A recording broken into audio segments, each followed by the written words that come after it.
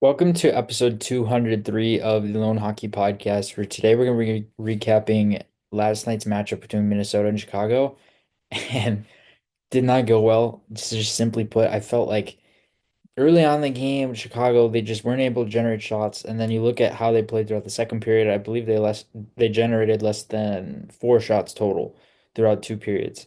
So obviously, it was something yesterday was I talked about how Minnesota, you could take advantage of them on their PK, and the Hawks got a couple of power plays here and there, but wasn't necessarily a ton. And then you look at how Minnesota played at 5-on-5.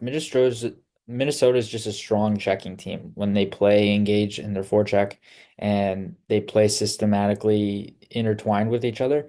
And when it comes to Minnesota deep in the offensive zone, they just pursue guys aggressively and their F1 gets in hard, their F2 gets in hard. I feel like to be a really good team in today's day and age, you have to be a good forechecking team too, because it's the ability to get pucks back and how quickly you can create chances out of that that matters. And especially before a set defensive coverage ends up getting set up. So, like with Chicago, for example, they have a lot of chaos in terms of their D zone coverage. So, Minnesota, when they're able to create forecheck turnovers, they have a better chance of being able to create off the turnover, at least directly. So, I feel like there was a lot of that yesterday. They were able to generate retrievals off the forecheck and then just get pucks to the slot, get pucks interior, and then be able to quickly generate off those shots. And Minnesota is just pursuing pucks dominantly throughout this game. Like we talk of the first two periods, Chicago made a strong pushback in the third period where it looked like they were going to come back, and then they had an empty netter from Minnesota with Marcus Foligno there. And it just kind of, there's so many different times, so many different occasions where, and I believe the Hawks have given up I don't remember the number exactly, but it was somewhere between 13 and 16 empty net goals. I believe it was around there.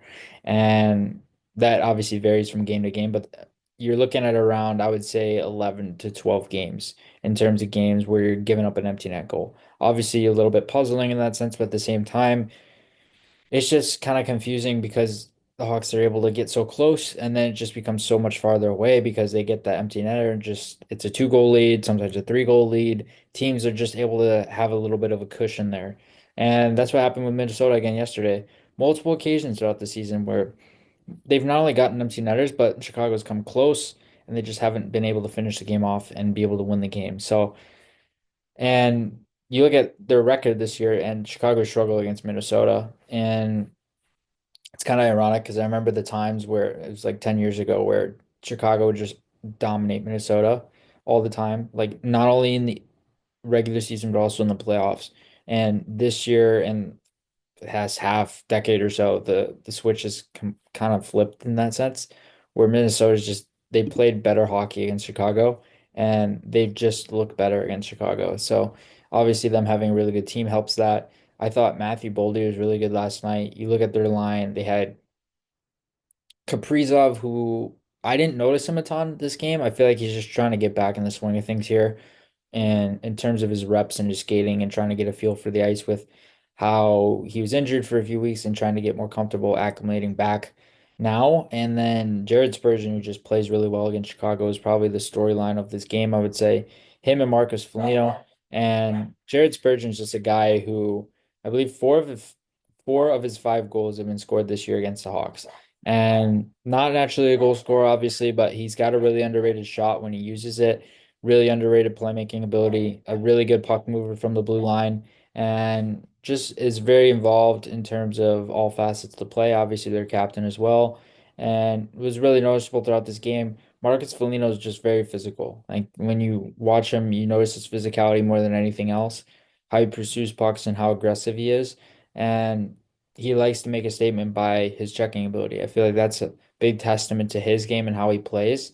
And he's very reliable in terms of how he checks and how he incorporates detail into his checking as well. And I didn't really notice outside of that too many guys on the Hawks. I felt like we could talk about Connor Bedard. He had one assist.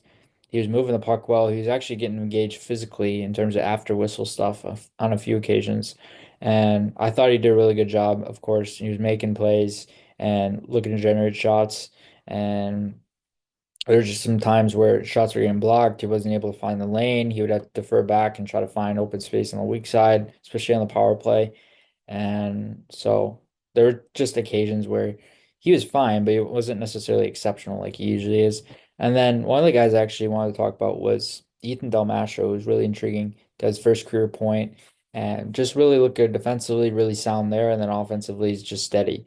And not necessarily a flashy offensive defenseman, but a guy that brings reliable defensive play, good shutdown habits, and a guy you can rely upon in more of a top six role and even more of a third pairing type role. He's a steady guy, but he plays with size, plays with some physical play, and very noticeable in that sense. Frank Nazar was really good, really moving well throughout this game, especially throughout even strength. I thought he was really good there. And just how he was able to get around the net, how active he was around the crease, how active he was in transition with his speed and very noticeable, very flashy. The one guy who's actually probably the most noticeable in this game was Seth Jones. And Seth Jones isn't a guy who typically wows you, but this game I was actually wowed by him. He looked like a premier defenseman in this game. I'm talking about in this game, solely in this game. But with Seth Jones, he was just up and down the ice. He was cruising. He was moving really well. He's on top of the ice with his skating. I thought his footwork was dialed in. His puck movement was dialed in. And just his instincts. He looked really assertive in how he's attacking the play. And I thought he was really noticeable when it came to being able to create offense, create volume in his shots, and just being able to be a guy who can be relied upon in all facets of the play is something that he's, I would say, struggled with. And obviously, Chicago doesn't have a good team, so it doesn't help there. But in terms of him individually, I feel like he's struggled to be that premier defenseman, even on this team. So I really liked his game though in this game. Had a goal, again, 7 shots, just was creating a ton of volume in his shots. He was so active in transition. This is by far one of the best games I've seen from him in the season, and probably one of the better games you'll ever see from him this season, just because of how active he was in all facets of the play and how involved he was in transition as well.